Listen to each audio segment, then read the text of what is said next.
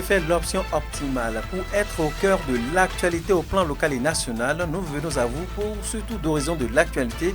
Voici les titres à développer pour ce 13h. C'est enfin confirmé, les numéros de téléphone passent désormais de 8 chiffres à 10 au Bénin. C'est une initiative du gouvernement du Bénin précédée de 01. C'est le numéro de téléphone désormais qu'on reconnaîtra à travers notre pays. Quelques citoyens malanvillois se sont prononcés sur la question. Vous les suivrez dans ce journal. Pendant ce temps, ils sont au total 105 agents collecteurs à être recrutés au profit de la commune de Malanville. Ceci dans le cadre du recouvrement des ressources propres à la commune. Après plusieurs étapes, s'en est suivi un tirage au sort.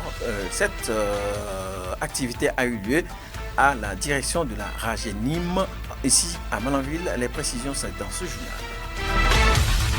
En page culture de ce vendredi, nous parlerons de la puissance de la parole au sein de la société. La parole qui est utilisée pour le bien et certainement pour le mal. C'est dans ce journal, ce sera à travers un reportage. D'autres nouvelles au plan local et national seront au menu. Merci de faire la place autour de vous pour vous faire des rois en information. Sota Midi Magazine, le point de l'actualité de la journée sur ta radio. Sota FM. C'est maintenant et tout de suite. De nouveau, merci à chacun et à tous de nous préférer pour vous informer. Au total, 105 agents collecteurs, ils sont donc ces personnes recrutées au profit de la commune de Malanville. Ceci dans le cadre du recouvrement des ressources propres à la commune. Après plusieurs étapes, s'en est suivi un tirage au sort. Une opération qui consiste donc à repartir ces collecteurs dans les services différemment, à savoir le service des impôts de la RAGENIM et de la trésorerie communale. La cérémonie officielle a eu lieu justement à la salle de réunion de la RAGENIM. J'y arrive en présence de toutes les parties prenantes. Le trésorier communal, au nom du secrétaire exécutif empêché, a lancé officiellement les activités. Je vous invite à suivre pour plus de précisions Elvis Benitungu, qui est justement qui remplace le secrétaire exécutif de la mairie, Olivier Alokotui. Président SE empêché, je voudrais ce matin lancer solennellement le tirage au sort des collecteurs qui seront répartis comme suit. On a 3 parties. La première partie concerne la trésorerie communale pour ce qui est des recettes non fiscales. La deuxième partie, c'est le service des impôts pour ce qui concerne les recettes fiscales. Et la dernière partie qui est la RAGENIM pour toujours les recettes non fiscales. L'activité va se dérouler dans un premier temps. Nous allons vérifier les numéros puisque la liste était déjà connue. Et derrière cette liste-là, il y a des numéros qui étaient déjà attribués dans l'ordre de mérite. Donc c'est ces numéros que nous allons tirer et derrière ces numéros, les noms vont suivre en même temps. Donc dans l'ordre de ces numéros, nous allons répartir ça en 3 parties comme je l'avais déjà annoncé. Nous allons procéder à la vérification des numéros que nous allons tirer. Est-ce que les numéros que nous voulons tirer font exactement les 105 personnes, 105 collecteurs? Après le tirage au sort, les 105 personnes ont été reparties dans les 3 services différents. Justement, à Malanville, le service des impôts est reparti avec 34 collecteurs, la RAGENIM, 21 collecteurs et 50 collecteurs pour la trésorerie communale. Et c'est une occasion pour les patrons de ces services bénéficiaires de ces agents de donner leur impression. Suivez plutôt. Comme nous le constatons tous, c'est de très bonnes impressions puisque un travail a été déjà fait préalablement, des gens qui ont été soumis à des épreuves et après ça il y a eu la délibération, donc nous sommes vers la fin, donc le nombre que le service des impôts a eu c'est 34, bon c'est le choix, c'est devant tout le monde, rien n'a été fait caché, donc espérons que cela puisse quand même bien collaborer pour que la commune puisse pousser un ouf de soulagement. Tout d'abord, tous ceux que nous avons tirés sont majeurs, donc nous ne doutons pas de ce qu'ils pourront faire le travail. Et vous connaissez très bien la RAJMIM. La RAJMIM, c'est un jugement de compétences en matière de recouvrement. Donc, dès qu'ils vont prendre service, nous allons essayer d'inculquer ce jugement de compétences-là afin qu'il soit au pas et faire le travail tel que ça se doit. Et je ne vais pas vous dire tout ce que la RAJMIM met en matière de recouvrement et en matière d'organisation de recouvrement. Donc, dès qu'ils vont prendre service, pour ceux qui sont peut-être à leur nouvelle expérience, à leur tout début, début d'expérience, nous allons essayer de les doter des compétences nécessaires afin qu'ils soient au pas tel que nous voulons, pour pouvoir faire toujours le recouvrement. Voilà, non, les éléments qui vont travailler sous nos différents ordres sont des agents qui ont déjà subi des formations déjà. Après la phase écrite et la phase orale, ils ont suivi une formation, donc on n'en doute pas. On ne doute pas de leurs compétences. Ce qui reste, c'est agir un peu sur leur comportement sur le terrain pour que le travail aille de l'avant. Le conseil d'exploitation de la RAJMIM, l'œil de toute la commune, était présent à la cérémonie officielle. Il n'a pas manqué de donner ses impressions sur la clarité de la procédure du tirage au sort à travers son vice-président, Antaro Abdou, qu'on écoute. En tant que vice-président, je suis impressionné puisque tout s'est passé dans les normes. Le tirage a été fait, mes impressions sont bonnes. Si ça marche bien, il y aura une mobilisation sans doute. S'il y a marché, le message c'est que ce pourquoi on a été recruté, il faut faire ce travail-là. Je pense que c'est tout simple. Mesdames, Messieurs, autre volet de l'actualité dans ce journal. C'est enfin confirmé. Les numéros de téléphone passent de 8 chiffres à 10. Désormais au Bénin, c'est une initiative du gouvernement du Bénin précédée de 01. Les numéros de téléphone seront désormais à 10 chiffres au lieu de 8 chiffres d'ici la fin de ce mois. La rédaction de Sota FM s'est intéressée au sujet. Ainsi est allé au contact, des populations. Les appréciations sont diverses. Je vous invite à suivre ici l'appréciation que fait donc quelques citoyens malanvillois sur cette nouvelle procédure du gouvernement du président Patrice Talon. Extrait de leurs propos. Si ça n'aura pas de perturbation, c'est que si ça va nous permettre de faire nos appels comme avant, je ne vois pas les inconvénients. Mais les inconvénients, c'est que depuis hier, on ne peut pas faire nos transactions sur MTN. Ça est en train de recaler nos activités aussi pour ces 2 jours-là. Mais si les numéros vont passer à 10 chiffres et que c'est pour résoudre un problème, je ne vois pas les inconvénients. Vraiment, moi je vois que c'est un travail, c'est peinant quoi. Ils veulent bouleverser les choses pour nous. Avant qu'on va s'habituer là, on va souffrir un peu quand même. Pourquoi tout ça là maintenant? Sinon il fallait nous laisser continuer comme ça, mais maintenant c'est devenu une charge pour nous quoi. C'est difficile. Bon, chez eux on ne sait pas pourquoi, mais nous-mêmes on ne sait pas pourquoi. Ce serait bon, c'est bon puisque avant on ne sait pas. Moi, je ne vois pas de problème dans ce genre de truc.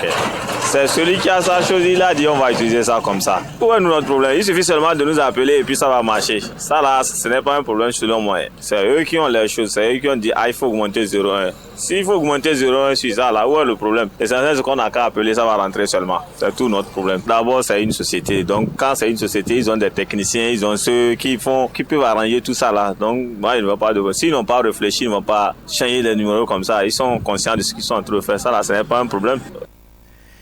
Saisissant ce canal, ces citoyens profitent de l'occasion pour rappeler la population à la patience et à l'écoute du gouvernement du président Patrice Talon. Extrait de leurs propos. Pour les usagers, ils doivent se patienter pour ces 2 jours. Et je pense que ces perturbations-là, ça gêne chacun d'entre nous. Mais on est obligé de se patienter parce que cette modification, personnellement, je pense que c'est pour améliorer les choses. Si c'est pas pour améliorer les choses, ce n'est pas du tout bon. Faut pas que ça soit... Ils sont en train de passer de 8 à 10 chiffres pour pouvoir, nous qui sommes les consommateurs, que ça soit à notre avantage. Le message que nous voulons passer au gouvernement, tout ce qu'il doit faire dans ce sens, il faut que ça soit vraiment à notre avantage.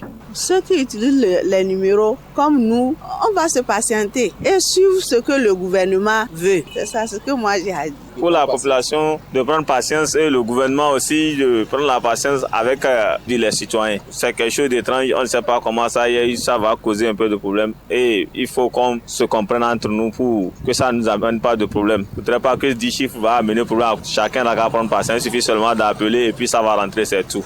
On est toujours en société. Vous l'aurez sans doute remarqué, il n'est pas rare de constater que certaines personnes dans le rôle d'attribution du prénom de leur nourrisson optent pour le choix du prénom de leurs parents défunts.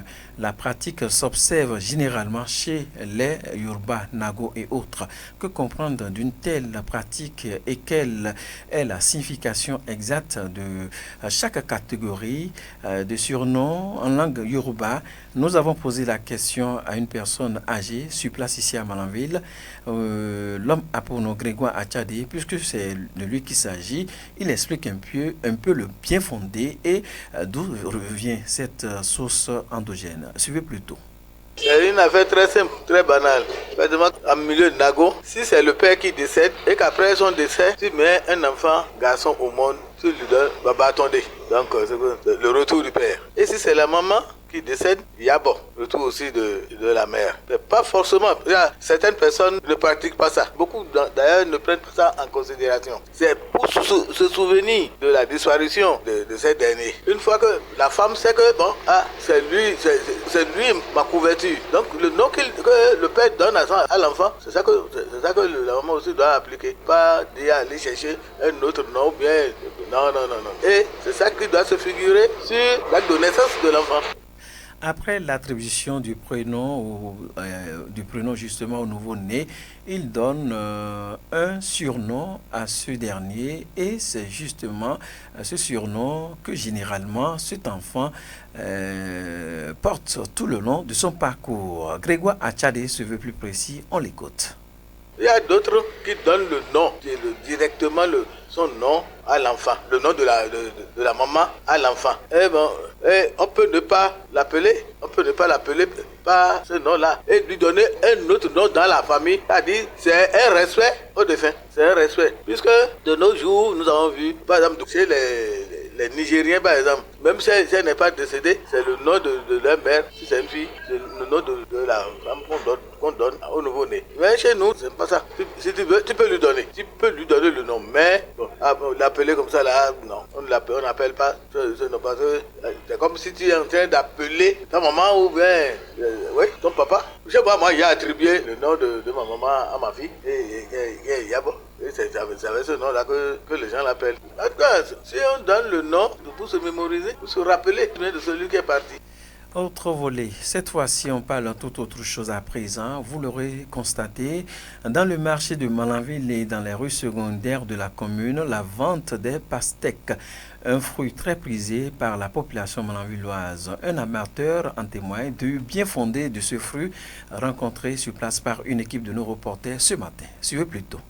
Je suis un grand amateur donc de pastèques. Bon, généralement, les gens disent que ça vient du Nigeria. Ça vient du Nigeria. Le Nigeria est un grand producteur donc de la pastèque. Il y en a également du côté donc de Banikwara et aussi donc du Niger. Le Niger aussi en produit. Mais j'ai constaté que avec l'affluence des Nigériens, les Béninois ont commencé par ramasser les graines et aller semer également dans leur jardin. Les Béninois ont commencé par produire aussi. Les revendeurs, comme je viens de le dire tantôt, c'est des gens qui viennent du Niger et du Nigeria. Pour la plupart, c'est des analphabètes, il faut le reconnaître. Eux-mêmes, les vendeurs eux-mêmes, leur état de santé ou état corporel, c'est-à-dire la santé corporelle, la propriété, je veux dire, la propriété de leur habit, la propriété donc de leur corps. Et maintenant, par rapport aux produits qu'ils vendent, je ne peux pas dire que tout n'est pas propre. C'est si vous achetez, n'est-ce pas, donc la pastèque tout entière, là, il n'y a pas donc de problème. Vous amenez à la maison, vous lavez correctement et vous opérez, vous mangez. Eh bien voilà. Dans le même temps, nous nous sommes intéressés aux revendeurs de la pastèque ici à Malanville qui nous confient la provenance et le coût des pastèques. Suivez Mohamed Aboubakar, un revendeur de pastèques rencontré. On produit le pastèque au Nigeria, Madekali et Birnin-Kebbi. Le grand tas fait 140 pastèques qui coûtent 40 000. Le petit tas aussi a son prix à part. Nous gagnons un peu. Néanmoins, on rencontre des difficultés liées aux nombreux postes installés au bord de la route. Normalement, c'est la mairie seule qui doit prendre les taxes sur nos produits. Eh bien voilà, on marque juste une courte pause, le temps pour nous de nous retrouver juste après cette virgule. Sota Info Midi, le point de l'actualité sur ta radio. Dans la page culture de ce vendredi, la rédaction de Sota FM s'intéresse à l'utilisation de la parole dans le quotidien des hommes au sein de la société.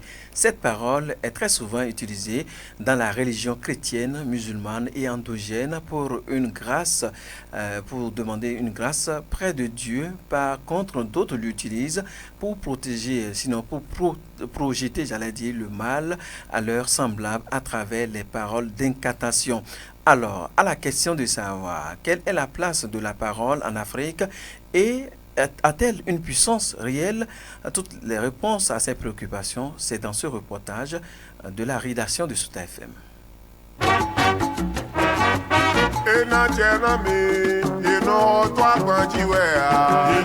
La parole en Afrique est sacrée. Elle constitue une source de vie dans un environnement de paix. Eric Gaëtan Kinifor, enseignant. Dans un environnement de paix, l'homme est appelé à dire des paroles de bien, des paroles positives sur lui et sur son environnement. L'homme, dans ces paroles, on doit retrouver « Je suis en bonne santé, tout va bien autour de moi, j'ai des enfants, je suis guéri, la vie est belle ». Ces paroles créent autour de vous un rayonnement, une atmosphère de vie. La parole est destructive de vie sociale, de relations interpersonnelles. Confirmation. J'étais à un endroit où le parent était en train de dire « Fais attention au verre ». Et au moment où il disait « Fais attention au verre », à peine il a fini de dire « Le verre s'est cassé ». C'est vrai, il faut choisir les mots. Le pouvoir de la parole. Qu'est-ce que tu dis de toi-même? Qu'est-ce que tu racontes sur ta vie? Qu'est-ce que tu as dit sur ta vie? Est-ce que tu vas réussir ou bien tu es malchanceux? Moi, rien ne me sourit dans la vie. Rien ne va vous sourire. Je tombe souvent sur des gens méchants. On s'auto-détruit de par notre parole. Je rappelle que l'homme est un produit de la parole. Cette même parole a une grande influence sur la personne qui la reçoit. Mondachirou Akakpo, journaliste à Fraternité FM à Parakou. La parole dans le journalisme a une force. Et c'est cette force en fait que l'auditeur vient chercher. D'abord à titre informatif. Il vient s'informer de ce qui se passe autour de lui, dans sa zone ou même ailleurs, puisqu'il n'est pas là-bas. Mais la parole qu'il entend à la radio lui permet de se déplacer comme s'il était là-bas. Même à travers de simples reportages qu'on fait de façon professionnelle, l'auditeur qui écoute un reportage, par exemple, se sent immédiatement déplacé sur le lieu du reportage. Secondo, c'est que ça l'éduque. Donc ça a un aspect éducatif pour l'auditeur, celui qui prend le temps d'écouter. Parce qu'on ne dit pas n'importe quoi en matière de journalisme. Quelques citoyens témoins ou victimes des conséquences de la parole nous en parlent ici. Me dire que je suis impoli, bien mal élevé, moi ça peut déjà m'influencer beaucoup à me mettre dans une position, ça m'offusque quand même beaucoup. Mais par contre d'autres peuvent garder leur silence et ne rien dire. Moi j'ai une soeur, lorsqu'elle voulait accoucher sur la table, elle a dit qu'elle ne veut plus jamais tomber enceinte. Laissez-moi vous dire que depuis 12 ans, elle n'arrive plus à avoir de grossesse. La nature a ses règles. Pour l'islamologue El Hadj Idrissou Ousmane Traoré, imam de la mosquée Dar es Salaam à Zongo, le prophète recommande la prononciation de belles paroles. Le Coran dit « sortez ce qui est bon à tout le monde ». Et on dit les paroles lorsque c'est en vous, vous la maîtrisez. Maintenant, lorsque vous la faites sortir, donc vous ne la maîtrisez plus. Et c'est comme de l'œuf, ça se casse. Le prophète nous dit, sallallahu alayhi wa sallam, lorsque vous parlez, il faut prononcer de bonnes choses, puisque vous avez les anges qui disent Amin, les anges qui disent que cela soit exaucé. Et les anges, quand ils demandent, Dieu accepte. Lorsque vous dites de mauvaises choses aussi, s'il dit Amin aussi, c'est ce qui va se réaliser. Pour Pour Monseigneur Pascal Onkwe, archevêque métropolitain de Parakou, la parole est dotée d'une forte puissance et agit souvent sur la psychologie de l'interlocuteur. Pascal Onkwe. La parole, le Verbe de Dieu qui est devenu homme. Et Jésus nous a dit, le ciel et la terre passeront, mes paroles ne passeront pas. Ce qui signifie que la parole a une efficacité terrible. L'effet de la parole sur une personne, ça peut être positif comme ça peut être négatif.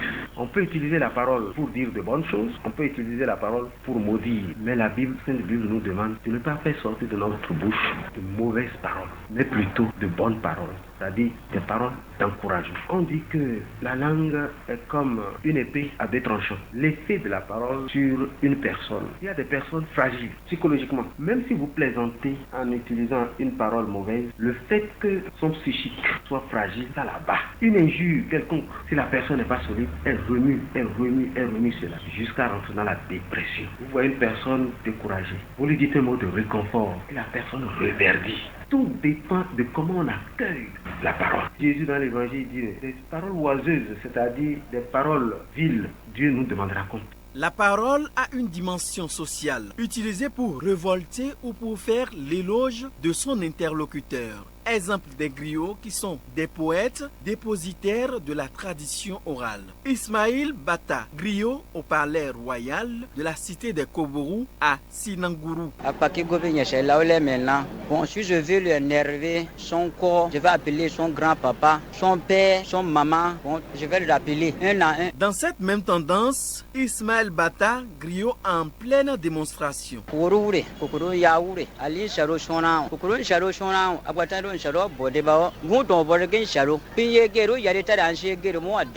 J'ai dit les bonnes choses. Je suis à il y a un côté positif, la parole a aussi le côté négatif en matière du journalisme. Moudachirou Akakpo. En journalisme, ce métier est un métier considéré comme un couteau à double tranchant. Quand la parole est négative aussi, ça a un pouvoir, c'est ça, l'insurrection populaire. C'est là aussi le pouvoir de la parole toujours. Après toute mauvaise parole prononcée à l'endroit d'une tierce personne, il est souhaitable de se réconcilier avec la nature dans un environnement de foi. Eric Gaëtan Kinifo, enseignant. Chercher à se réconcilier avec la nature pour avoir fait mauvais usage de ce que la nature m'a donné de bien. Je me réconcilie avec ma langue. Parce que c'est avec ma langue que je maudis. Réveillez-vous à l'aube. La parole révèle la première fonction créatrice de vie, car c'est cette même parole qui vous conduira au bonheur et même au malheur.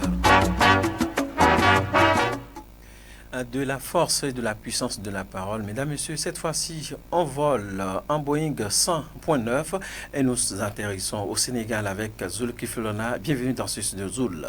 Merci Bruno Gaclé, bonsoir chacun. Bonjour à tous. Avec vous, cette actualité, Emmanuel Macron reconnaît qu'il y a eu massacre à Tiroua en 1944, vous nous dites. Dans une lettre adressée au président du Sénégal ce jeudi 28 novembre 2024, Emmanuel Macron affirme que la France se doit de reconnaître qu'il a eu un massacre dans le camp militaire de Tiroua, en périphérie de Dakar. Le 1er décembre 1944, les forces coloniales ont ouvert le feu sur les tirailleurs qui réclamaient le paiement de leurs arriérés de solde. Le bilan officiel de l'armée de 110 morts est contesté par les historiens qui l'estiment à plusieurs centaines. Pendant ce temps, au Libéria, l'ex-chef de guerre, Prince Johnson, est mort. Vous nous dites, expliquez. Au Libéria, le sénateur Prince Johnson, figure controversée de la politique nationale, est mort à l'âge de 112 ans, rapportent les médias locaux. La cause de son décès n'a pas été confirmée. Ancien chef rebelle et sénateur depuis 2006, il représentait le comité de Nemba, sa base électorale où il serait retrouvé mercredi ayant dit qu'on succombait. Johnson aurait notamment joué un rôle clé dans l'élection de l'actuel président Joseph Boakai grâce à son influence à Nemba où le chef de l'État actuel a obtenu plus de 74% de voix. La disparition de Johnson met fin à un héritage marqué par son rôle dans la guerre civile et son influence politique. Enfin, élection générale en Namibie, le scrutin désormais prolongé de 2 jours, vous nous dites. Pour finir, alors que les opérations de vote pour les élections présidentielles et législatives en Namibie auraient dû se terminer mercredi soir, la commission électorale a annoncé les prolonger vendredi et samedi en raison de la forte participation et des nombreux dysfonctionnements. Binogakli. Merci à vous, Zulki Filona, pour le décryptage de l'actualité hors de nos frontières. Et c'est avec vous que nous refermons cette session de l'information. Mesdames, Messieurs, merci de l'avoir suivi. Collaboration technique Aboubakar Dokwa, l'édition Ousmane Tinola, le duo Aboubakar Saadou, en direct chez vous pour cette présentation. Bruno Gaki, c'est mon nom. Portez-vous bien. C'était Sotamidi Magazine.